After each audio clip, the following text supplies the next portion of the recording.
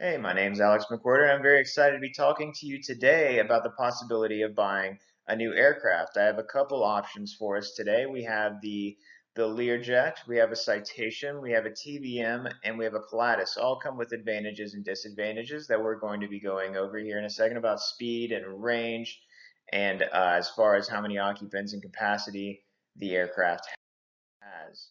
So first up we have the TBM 930. It's a beautiful single-engine turboprop aircraft. It's costing around 4.1 million new.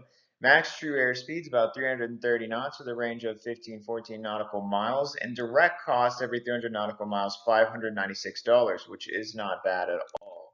And then we have the Citation CJ4. So the Citation CJ4 is by far the most expensive aircraft we have as far as options today. And the max true airspeed is 442, so it's moving pretty quick.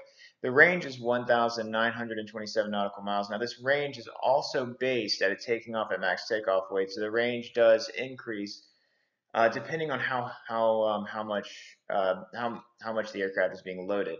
And direct cost per 300 nautical miles is 1,279, which is pretty expensive. Then we have the Pilatus PC-12, and this is another single-engine turboprop. It costs about $2.6 million up front, with a max true airspeed of 280 and a range of 1402, with a direct cost every 300 nautical mile trip of around $645.2. And then last but certainly not least, we got the Learjet 35 Alpha, which is going to cost about $1.1 million and true airspeed of 451 with a range of 1,330 and a direct cost per 300 nautical miles $1,187.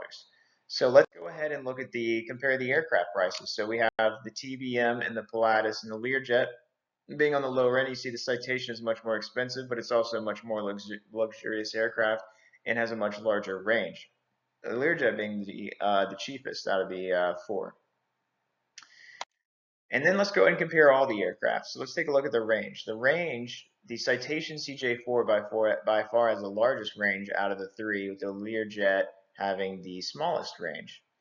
Its cabin volume, the Citation and the Pilatus are able to carry a good amount of people, while the TBM and the Learjet a little less so as far as cabin volume goes. And then we have the fastest aircraft, max true airspeed, which the jets are faster than the turboprops. And this kind of makes sense, but when you look at cost per 300 nautical miles, the turboprops are cheaper, with the TBM being the cheapest and the Citation being the most expensive.